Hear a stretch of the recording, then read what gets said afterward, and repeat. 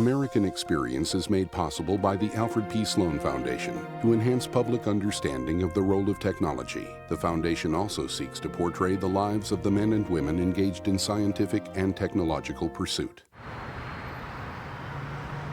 At Liberty Mutual Insurance, we do everything we can to help prevent accidents and make America a safer place. Liberty Mutual is proud to support American Experience. At the Scotts Company, we help make gardens more beautiful, lawns greener, trees taller. If there's a better business to be in, please let us know. American Experience is also made possible by the Corporation for Public Broadcasting and contributions to your PBS station from viewers like you. Thank you.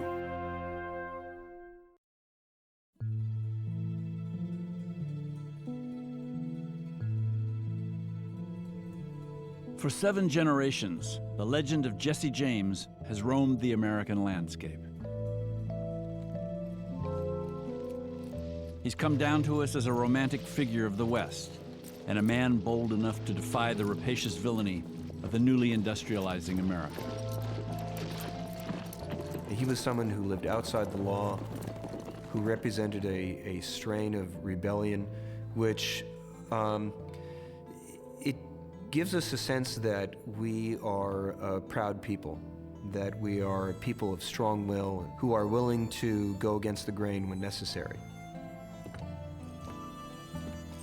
There's something about him that still appeals to us in our generation, about the need to, I guess, be free, to escape, to do what you want to do when everything around you seems to be going to pot. He was about little people going up against things bigger than they were. Jesse James represents the man that is anti-capitalist, anti-corporation, anti-government, and who's willing to stand up as other men wouldn't or couldn't against all odds, and ultimately who would take a bullet in the back of his head for it. He is the ultimate rebel who fights and fights and finally goes down, not by the system he is up against, but by a Judas in his own midst. We love that. It is our American mythology, Jesse James. More than 100 years after his death, the story of Jesse James remains one of the nation's most cherished myths, one of its most widely trafficked, and one of its most wrong-headed. Even in his own lifetime, the legend that grew around Jesse James shielded from public view the darker truths of his long and brutal career.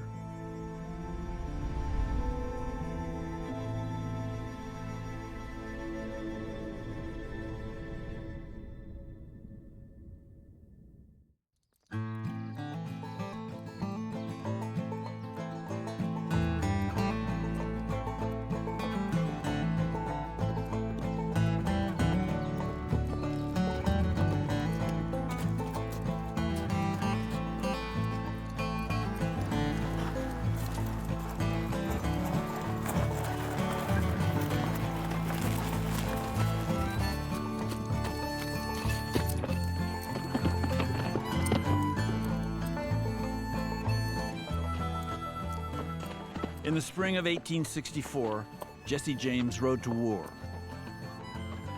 There would be no papers to sign, no brass button uniforms, no government-issue firearms. He simply followed creeks and hog trails into the darkness of the Missouri woods, where the guerrilla fighters made camp.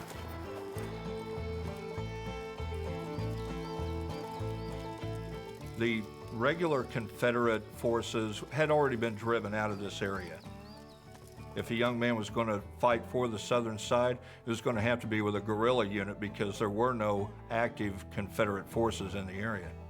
When Jesse James first joins the Missouri guerrillas, what they often refer to as bushwhackers, he's 16 years old. He's tall, he's slender, he's very fair complexioned, he has the most piercing bright blue eyes. He was still growing. He had a very youthful look. He had a very soft, sort of oval face. He had a nose that was slightly turned up. He had these very bright blue eyes and sandy hair. He was about 5'6", kind of lean, maybe 120 pounds. First thing you thought was, what is this kid doing here?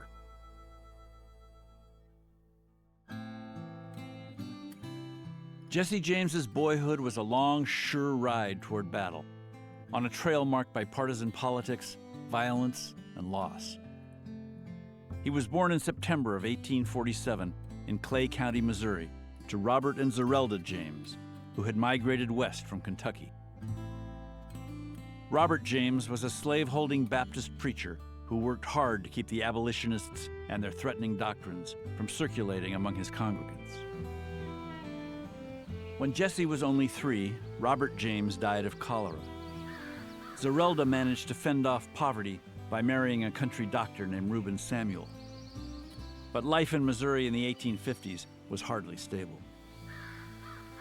The question of slavery was ripping apart the American frontier. When Jesse was just 9, the Kansas-Missouri border war erupted. During the 5 years of bloody fighting that followed, everybody on that border was forced to take sides. The James Samuel family sided Southern. Slaves accounted for nearly half the family's wealth. The way they saw it, no government had the right to strip them of their property or tell them how to conduct their business. So there was no confusion in Jesse's household when the Civil War began. His older brother Frank joined up to fight with the rebels. But Union troops routed the Confederate forces in Missouri and then occupied Clay County. For the most part, in Clay County, these occupying forces were other Missourians. The provisional state government of Missouri organized its own militia force, and these local Missourians saw their Confederate neighbors as traitors. The local militia forces began to raid the homes of those suspected of assisting the insurgents and partisans in Clay County, and the war quickly took on this savage counterinsurgency, guerrilla warfare conflict that can be some of the most savage warfare of all.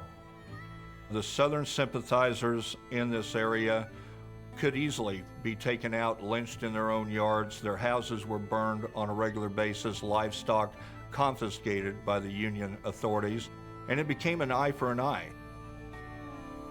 It was so bad that one Union commander actually ordered the depopulation of 4 entire counties of western Missouri. Everyone had to leave, and then their homes were burned. By 1864, most Missourians were tired of seeing Confederate sympathizers strung up on their front porches or Unionist civilians gunned down in their fields. But the James Samuel clan ran with a fierce and militant minority. Jesse's brother Frank had joined a murderous Confederate guerrilla group. In retaliation, Jesse's stepfather was tortured nearly to death, his pregnant mother arrested. Zerelda signed an oath of allegiance to the Union to get out of jail, but she refused to abide by the terms of her surrender, and she refused to let her sons forget the family's humiliation. She was not a wallflower by any means, very vocal, very outspoken. Frank and Jesse were definitely raised pro-Southern, pro-Confederate. To be treated like the Jameses were treated demanded that vengeance be taken, or you could not hold your head up as a man.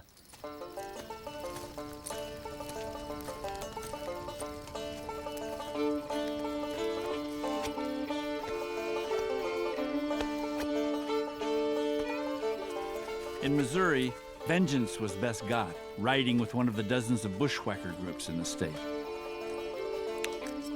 In the company of these men, Jesse James would be schooled in violence and terror. Though they were partisan Confederates, these guerrillas operated without official sanction and outside the accepted rules of war. They were simply out to punish their enemies, promoting fear as they went. Jesse's most important mentor was William T. Anderson, Bloody Bill. Anderson's sisters had been arrested for aiding the bushwhackers. One was crushed to death in a jail collapse. By 1864, Bloody Bill was in full fury. Bill Anderson's group never numbered more than 80. And yet those 80 men just nearly turned Missouri inside out. His was the group. And it only stands to reason that some impressionable kid like Jesse would want to go out and join the best, because that's the one that's going to do the most damage to this hated enemy. William T. Anderson was a psychopath. This guy loved to kill. And the odds didn't matter. He could go in 3-1 odds against him and just look at his men and go, there they are, let's go. Draw pistols and ride right into the middle of them. The actual fighting was incredibly savage. The warfare was very close range. The use of the revolver as their primary weapon dictated that it be close-range warfare.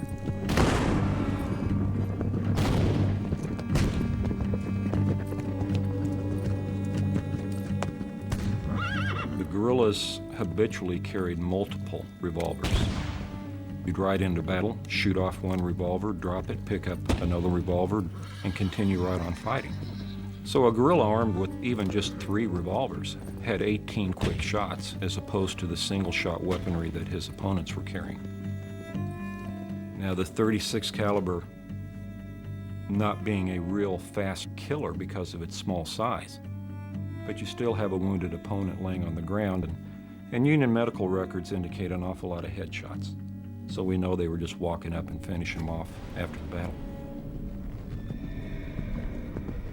Jesse and his companions, they're not satisfied just to kill the enemy. They will go in, they'll wade in, they'll break skulls, they'll slash throats. They took trophies, very often scalps, sometimes ears, oftentimes they would cut off noses. What they set out to do was to terrorize all of their enemies and potential enemies, and to dissuade people from supporting the federal cause. They would spread word of their deeds and also of their threats that hopefully would be picked up by the newspapers and printed. On September 27, 1864, in Centralia, Missouri, Anderson's boys gave the papers something to write about. They murdered 22 unarmed Union soldiers heading home on leave, and as part of a massive guerrilla army, ambushed and butchered 150 Federals. They are just slaughtered. They are slaughtered by the guerrillas. And Jesse would have been there. He would have seen this. He would have taken part. This is one of the ultimate atrocities of the Civil War. 100 and some men, helpless, disarmed, murdered in their tracks. It would have been a very terrible thing to see. Beheadings, disembowelments, torture, fiendish torture, men begging for their lives. Those bodies were pretty well mutilated up. Accounts say that there was not a corpse on that field that had the same head on it that it started the day with. In one case, a man's privates were described as being cut off and shoved in the man's mouth. And there were scalps taken, there were other acts of mutilation. It was an incredibly brutal day. Every man that took part in the Centralia massacre witnessed something that would be impossible to forget. We can imagine the pictures. We can imagine what body parts strewn across the field look like. It's more difficult to imagine the smells. It's more difficult to imagine the sounds that they would have heard that day. I don't know how they could have not been transformed. These were young men who were literally soaked in blood. Jesse James was immersed in the most savage kind of bloodshed conceivable.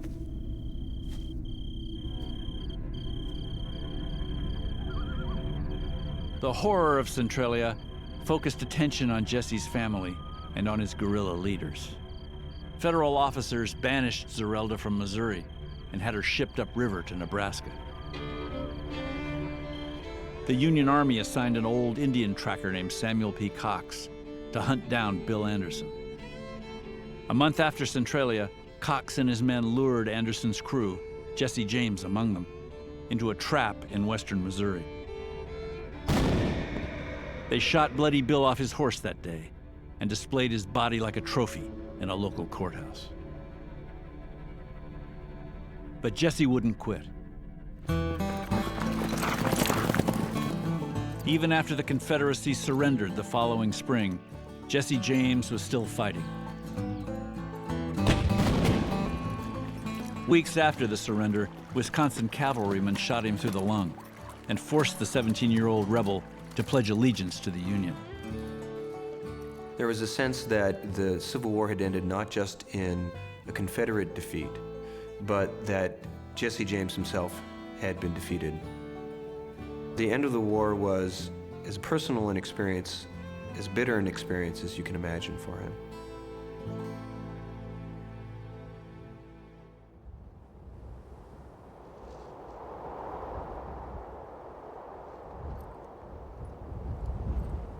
After a decade of vicious war, Missourians craved normalcy.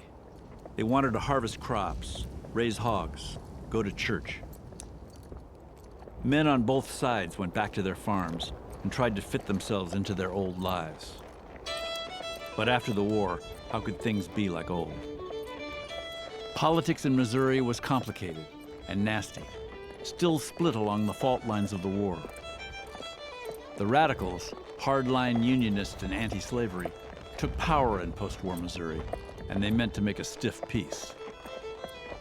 They pushed through a new state constitution outlawing slavery, ran Confederate partisans out of public office, and stripped them of the vote.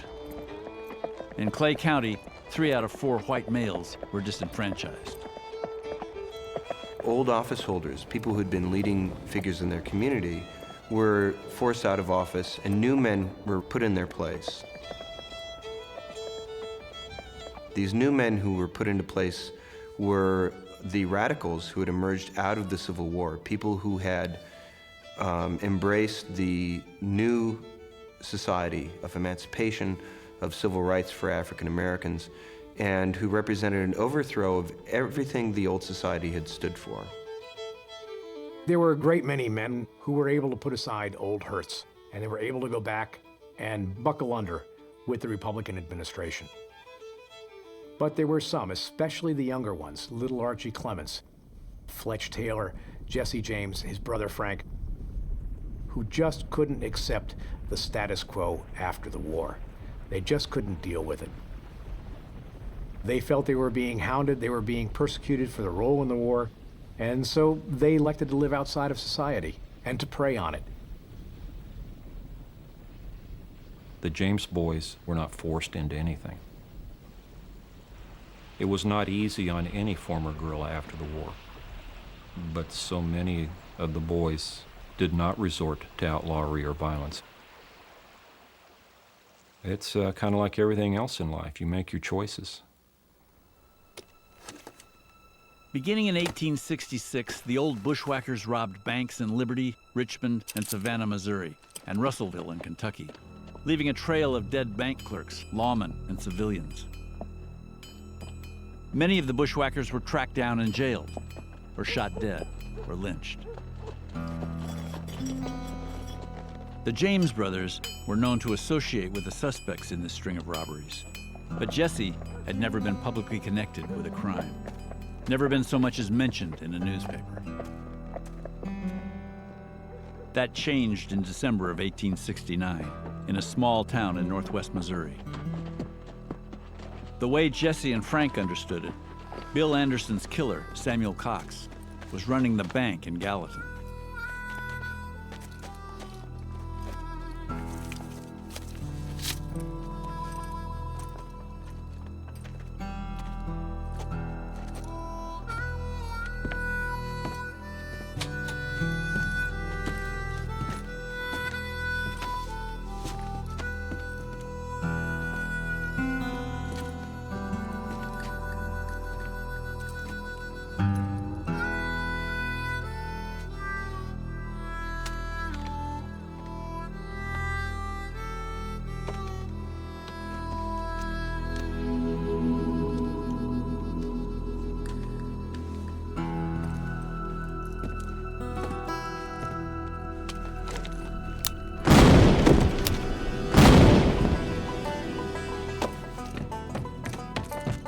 By most standards, the bank robbery was a disaster. Jesse had stolen a portfolio full of worthless paper. He hadn't killed Cox, but a cashier named John Sheets. But it was a crime that set the James brothers mold, an armed daylight raid, a cold-blooded murder carried out in the name of the Confederate cause, and 22-year-old Jesse practically screaming for attention. As Jesse made his escape from the scene, more than once they spoke to bystanders, and Jesse repeatedly stated that he had killed the killer of Bill Anderson, that he had taken revenge for Anderson's death, and he was certainly quite proud of the fact. In fact, he seemed to have been in a state of ecstasy over it. The Gallatin bank robbery was significant for Jesse James because it was the first time he was really mentioned in conjunction with a crime. They told his name, they told where he was from. Newspapers across the state replayed the robbery, the deliberate assassination of the clerk, and the James brothers' daring escape. A desperate and dangerous man, they called Jesse. Wandering, reckless, a strong Southern man. The story caught the attention of an editor at the Kansas City Times, John Newman Edwards. Edwards was a former rebel Army officer who was trying mightily to inspire the old Confederate wing of the Democratic Party to jump back into the political skirmish. Edwards is a bit of an alcoholic. He's disappointed. He is an unrepentant rebel. And if there was ever a minister of propaganda for the Southern rebels and the outlaws that followed the Civil War, it was John Newman Edwards. Edwards learns of this Confederate guerrilla who, 4 years after the end of the war, tries to take revenge for the death of Bill Anderson, one of the most ruthless Confederate guerrillas, and this naturally appeals to him. Not long after the Gallatin robbery, Edwards sought out the James brothers. And as soon as he met them, he understood what he had. Frank was shy and sullen, maybe, but Jesse was a horse that could be ridden for distance. Jesse was temperamentally clearly the one who liked to get attention. He wanted to be somebody who had a public presence. He wanted to be out there in the public eye. With Edwards as his spur and proofreader, Jesse wrote a letter addressed to the governor of Missouri, but published in the Kansas City Times. Jesse denied any involvement in the killing at Gallatin and began a campaign to win himself status as Missouri's #1 victim. The beauty of it was that Jesse's own story rhymed perfectly with the bigger myth Edwards was trying to create. All ex-Confederates were being victimized by the radicals.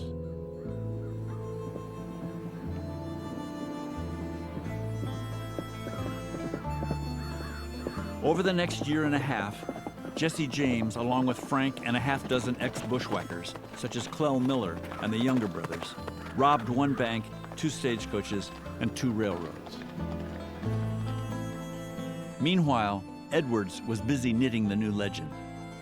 Young Jesse, according to Edwards, had fought with grit and valor in the war, and he was still fighting.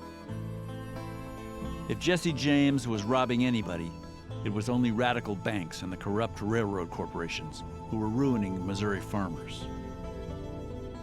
In Edwards' fanciful telling, Jesse was religious, fastidious, kind to women, children, and animals, saved poor widows from foreclosure. He was America's own Robin Hood. Now, there's no evidence that Frank and Jesse James ever robbed from the rich and gave to the poor. It's a pretty good bet that Frank and Jesse used their ill-gotten gains for their own purposes. But there is this mythology which grows around it, and Edwards is the one who waters this myth and allows it to flourish and grow.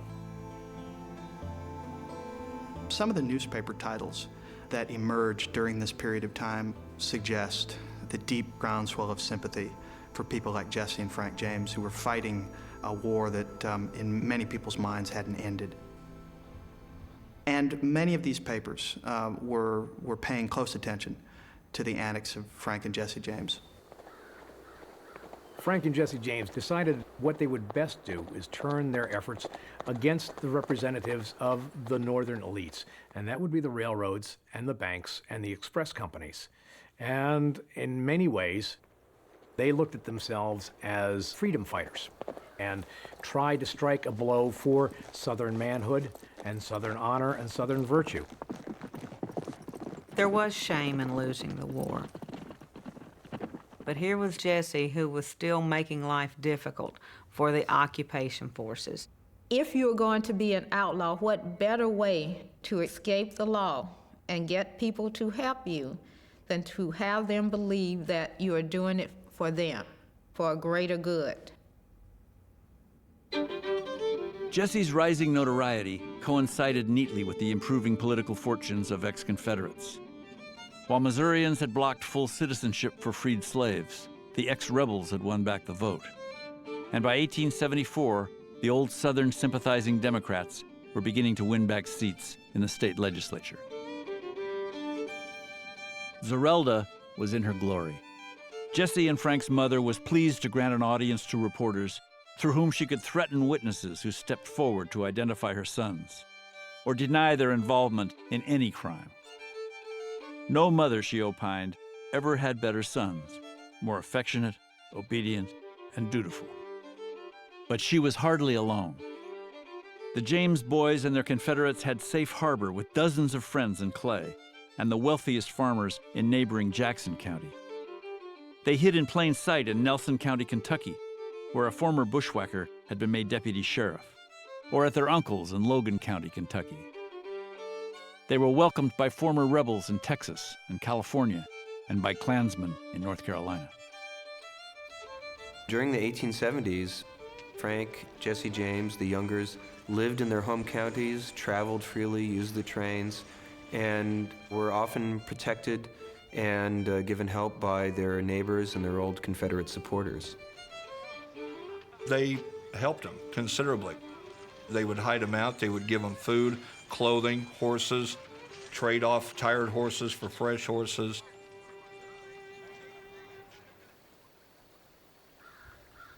Not everybody in Missouri, or even in their own neighborhood, was so sanguine about the James brothers. More sober souls were lamenting Missouri's growing reputation as the robber state, pointing out the alarming drop in property values. Republicans made the James gang a campaign issue, accusing the Democrats of being soft on crime when the criminals were old Confederates. Love him or hate him, everybody was talking about Jesse James. When Jesse married his first cousin, the decidedly plain and careworn Z. Mims, in April of 1874, Edwards described the bride as elegant, attractive, and devoutly religious. And the 26-year-old outlaw worked hard to keep up his end of the bargain. He carried a well-thumbed Bible, kept fine horses, dressed in style. Over time, Jesse James began to inhabit the myth Edwards made. "We're not ordinary thieves," he announced to the passengers on the first train the gang robbed. "We're bold robbers." At another train robbery in 1874, the James gang left the telegraph wires uncut, and the contents of the press release they left behind were quickly dispatched throughout the country. Let's face it, his story was a good story. It had conflict, it had drama, and the national press took up the news. The New York Times, San Francisco, New Mexico, Chicago, Kentucky. The news spread everywhere. I think he gloried in that attention. I think Jesse had a tremendous ego, and he loved reading about himself in the papers. Jesse's just a little farm boy from western Missouri, and all of a sudden he's in newspapers across the country. It's a lot easier to buy into that legend than it is to take a long, hard look at yourself. What he was a thief and a cold-blooded murderer. Jesse had little interest in a fair fight. Each of his victims had been unarmed and helpless. For all his press clippings, Jesse James had no permanent home, few possessions, and fewer safe havens. His success in getting attention for himself only made things worse. Governor Silas Woodson issued a $2,000 reward for the James brothers, then persuaded the state legislature to fund a squad of secret police to track down the bandits. The biggest threat to Jesse's life came from the private sector. In 1874, the express companies, tired of having their baggage car safes emptied, hired Alan Pinkerton and his detective agency to put a stop to Jesse and Frank. Pinkerton sent an undercover agent into Clay County. First thing he did after getting off the train was to go to the sheriff, ask where the James or Samuel farm is. He told the sheriff who he was, what he was doing. Sheriff told him, do not go out there. Those boys will kill you. If they don't kill you, the old lady will. He didn't listen. He was later found the next day with 4 gunshot wounds in his chest and 2 in his head, with a note pinned on his jacket that said, this is what happens to detectives who come looking for the James boys. Alan Pinkerton had never suffered a defeat like this. It became a personal vendetta for him, and he began to undertake the operation on his own expense.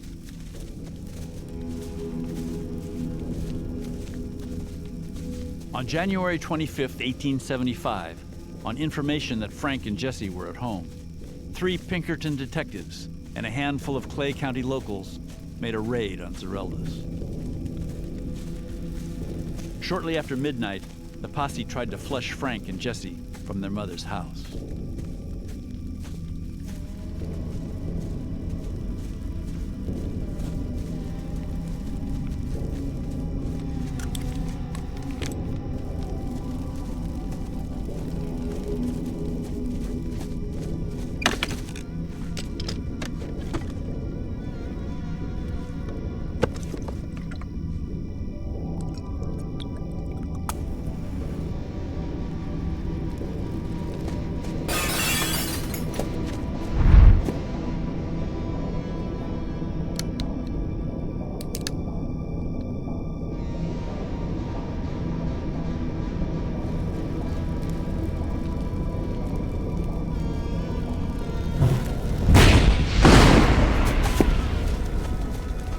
Pinkertons abandoned the raid when one of their incendiary devices exploded inside the cabin.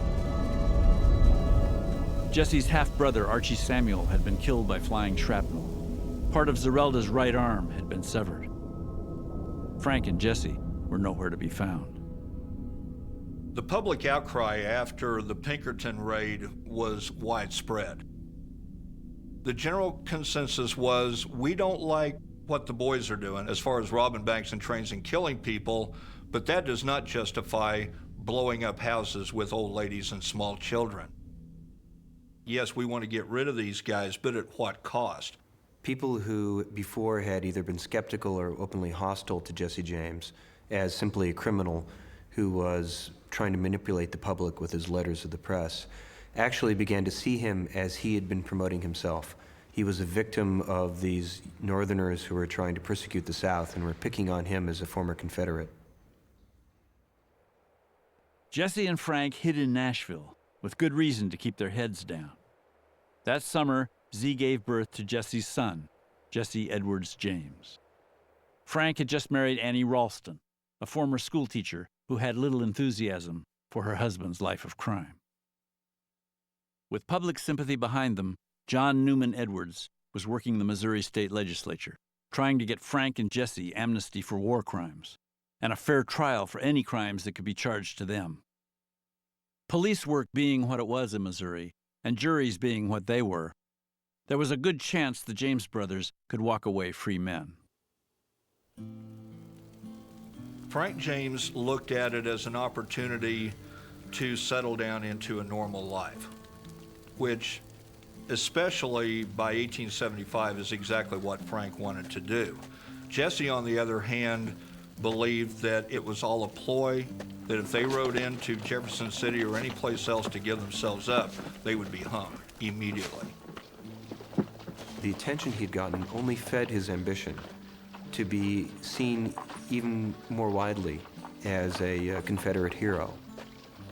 At this moment, I think he saw it not as a chance to give up his life of crime, but in fact, to take it to another level.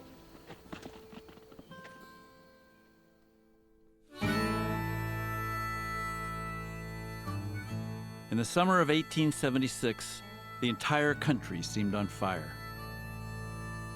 Economic depression loomed, and labor fights escalated toward destruction and murder. Western expansion grew more and more bloody. In the Dakota Territory, Crazy Horse and his warriors wiped out George Armstrong Custer and his soldiers. A bitter presidential election divided the nation. Reconstruction advocates in the South were buckling under the weight of white supremacist thuggery. With radical Reconstruction teetering, the fate and future of civil rights in the South was at stake, and Jesse James made bold to insert himself into that story. That September, Jesse, Frank, and a band of ex-bushwhackers that included Cole Younger and his brothers, Clell Miller, Charlie Pitts, and William Chadwell, set out for Northfield, Minnesota. Bob Younger said one of the gang had a spite against a major depositor at Northfield's First National Bank. There was one very distinctive thing about Northfield.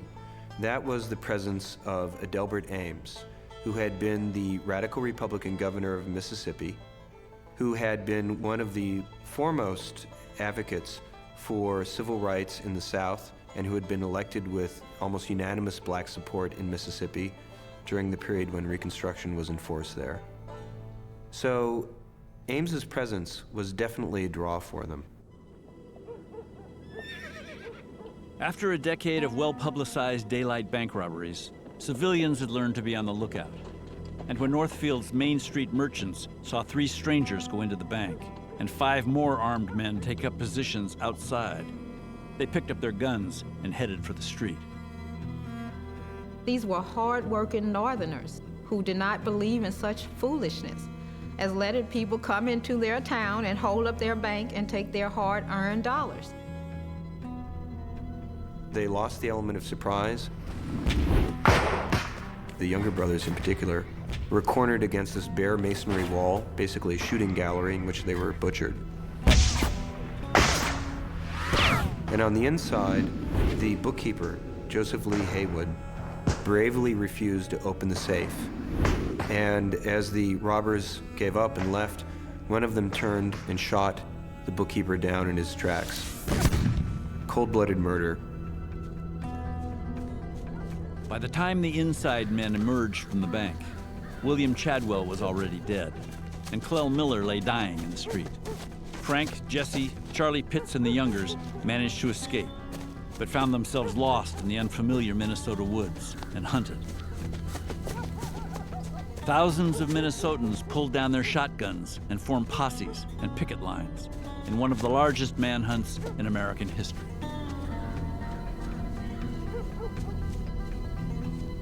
Two weeks later, cold, hungry, and badly wounded, the Younger brothers and Charlie Pitts were cornered by a posse near Madelia, Minnesota.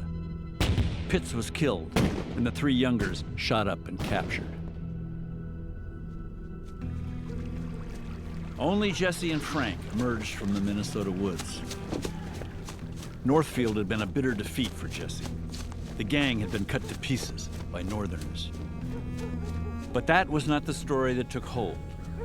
In the southern-leaning broadsheets, the James gang's Waterloo turned into Jesse's great escape.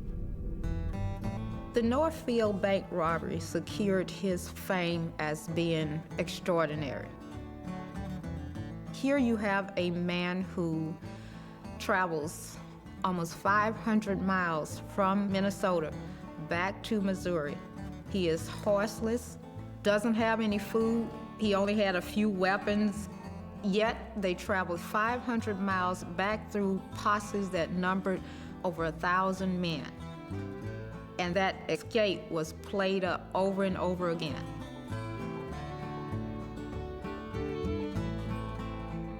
After the botched Northfield job, Frank and Jesse disappeared from public view. They quietly resettled in Tennessee, where Jesse lived under the alias J.D. Howard. Frank became B.J. Woodson.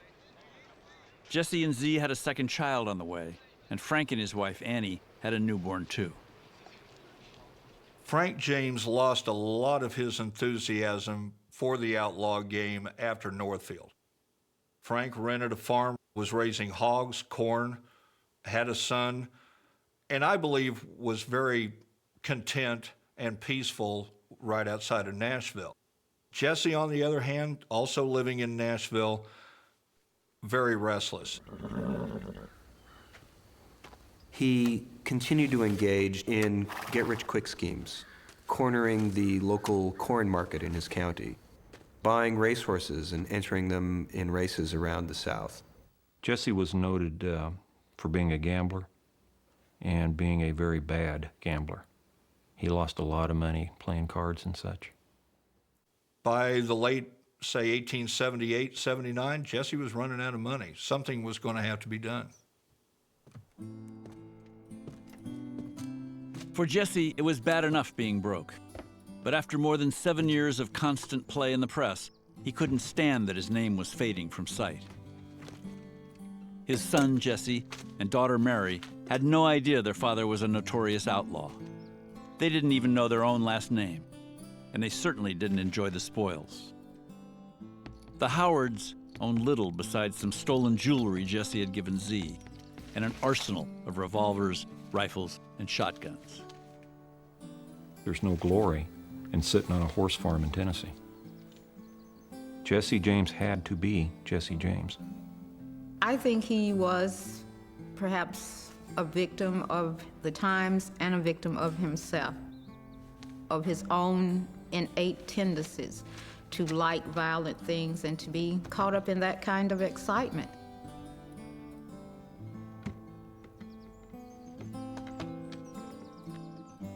In the summer of 1879, Jesse rode back into Missouri and made a new James gang, recruiting a couple of cousins and some young farm hands from the old Burnt district. They were not a ghost of what he'd had before, just common run-of-the-mill backcountry thieves and killers. You don't have the people who were trained, if you will, during the war.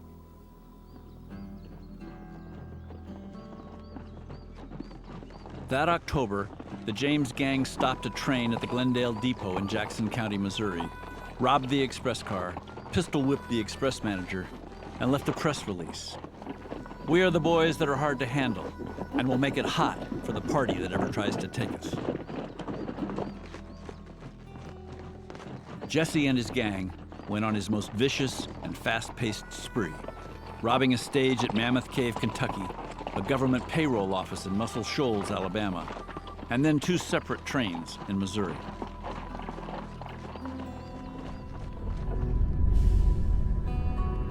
At the first, they murdered the conductor and 1 passenger. At the second, Jesse identified himself to all who could hear.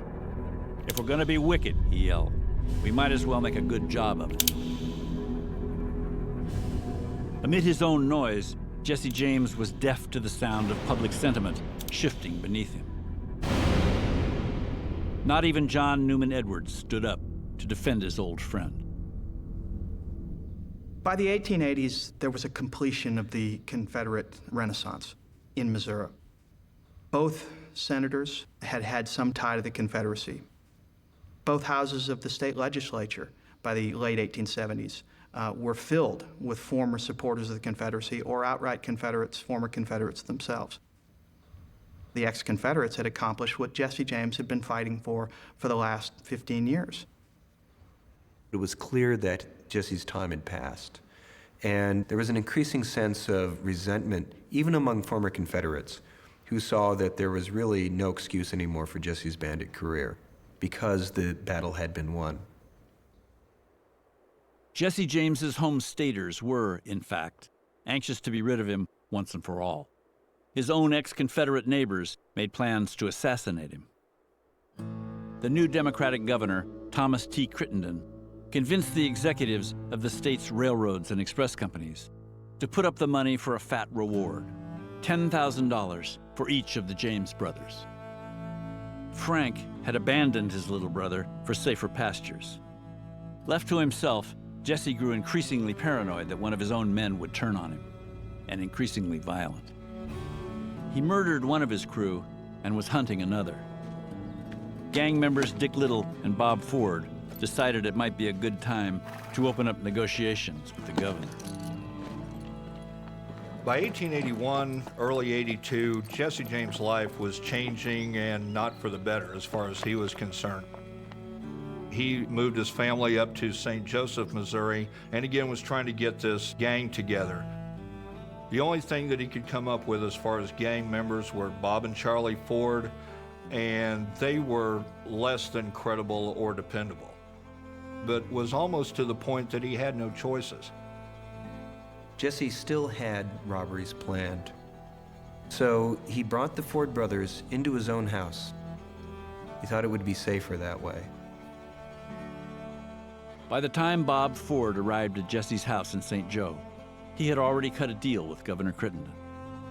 In a private meeting 2 months earlier, the governor had assured Bob Ford the reward money would be his if he captured Jesse. If he killed him, the governor had the power to pardon. It's widely believed that the governor understood clearly that the deal meant the death of Jesse James. The governor of Missouri had essentially conspired to assassinate someone, private citizen. As notorious and as ruthless and as vicious as Jesse James was, it was an extraordinary event where the governor of the state conspires to assassinate one of his citizens.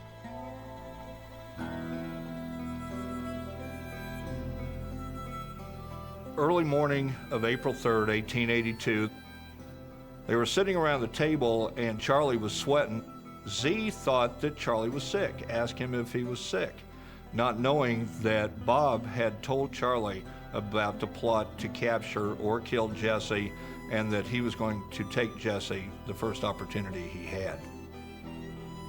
Jesse was preparing for a robbery that he was planning on carrying out, and he was going in and out of the house, and it was so hot he had to take off his coat, and that led him to take off his guns for fear that he'd be seen as he went in and out of the house.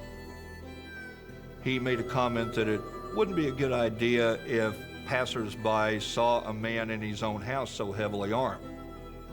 So he took his gun belt off, laid it in on a bedroom bed.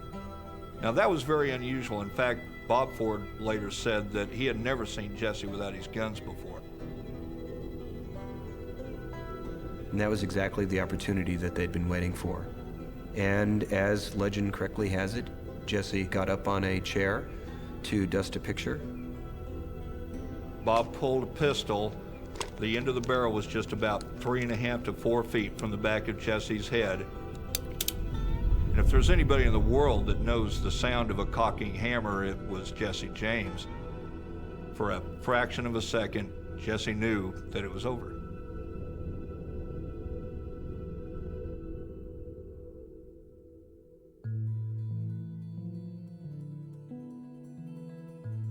The dramatic death of Jesse James at age 34 only increased the reach of his name.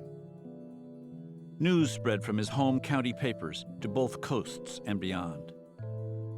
Jose Marti wrote him up in Venezuela's La Opinión Nacional. Oscar Wilde reported on the auction of Jesse's possessions.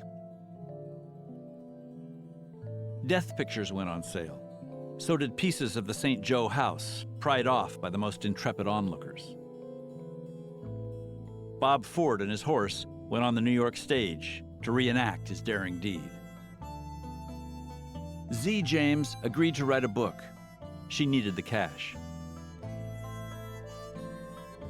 Jesse's mother considered and then rejected with great fanfare a $10,000 offer for her son's body. A promoter wanted to take it on a countrywide tour. Zerelda James Samuel had her son buried in her front yard, where she could keep watch on the grave from her bedroom window. But she soon gave in to temptation, offering tours to travelers who came over from the new spas in nearby Excelsior Springs, and selling pebbles from his grave for $0.25 apiece. When she ran out, she replenished the gravesite from the stream behind her house. brother Frank managed to get in on the action too, after he wriggled free from the noose. Within months of Jesse's death, Frank had turned himself in to Governor Crittenden and gone to trial in Missouri. A jury had acquitted him on all charges. Around 1900, Frank and his old buddy, Cole Younger, went on tour with the Wild West show. By then, the ugly truths about Jesse had been papered over. Jesse James, Confederate Avenger, disappeared. And as big business took hold of America and the public began to see the corporation as the new villain, people clung to the image of Jesse as the American Robin Hood, fighting for the little guy. All of his crimes and misdeeds seem to be stripped away or seem not to adhere to him simply because he is the underdog. He is the man who is fighting against authority. And something in that appeals to the American character or the American sense of justice. What we celebrate today, if celebrate's the right word, is the myth of Jesse James, not the reality of Jesse James.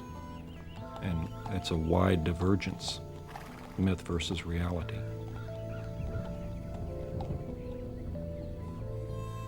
The irony of Jesse James is that in death, he's become a symbol of what's seen as quintessentially American, what unites all of us.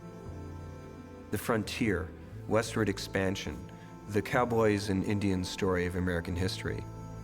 Whereas in life, he'd been a symbol of what divided us.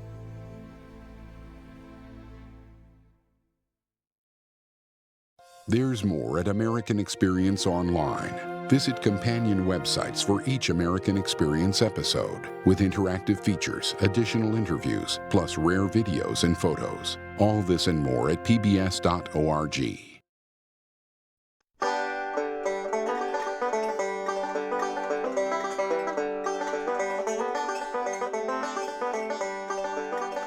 Jesse James was a lad who killed many a man. He robbed the Glendale train. He stole from the rich, and he gave to the poor. Had a hand and a heart and a brain. Poor Jesse had a wife to mourn for his life. 3 children, they were brave. But that third little coward that shot Mr. Howard has laid Jesse James in his grave.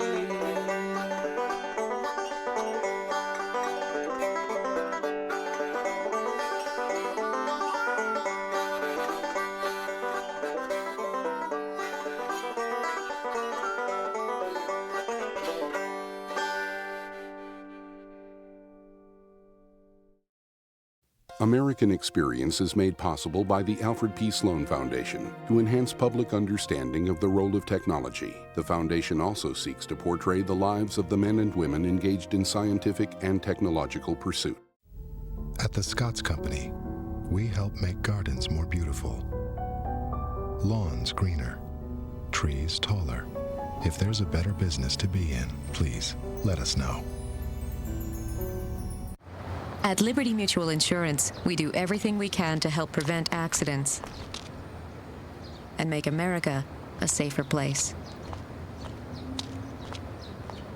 Liberty Mutual is proud to support American Experience. American Experience is also made possible by the Corporation for Public Broadcasting and contributions to your PBS station from viewers like you. Thank you.